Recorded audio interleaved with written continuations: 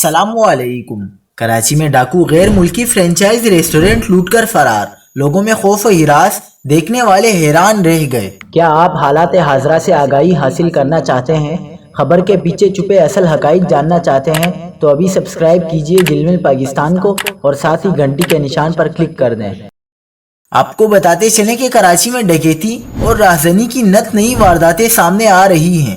Security کے حوالے سے محفوظ سمجھے جانے والے غیر ملکی ریسٹورنٹس بھی ڈاکوؤں سے محفوظ نہیں رہے۔ شارع فیصل پر KFC ریسٹورنٹ کو 5 مسلح ملزمان نے لوٹ لیا۔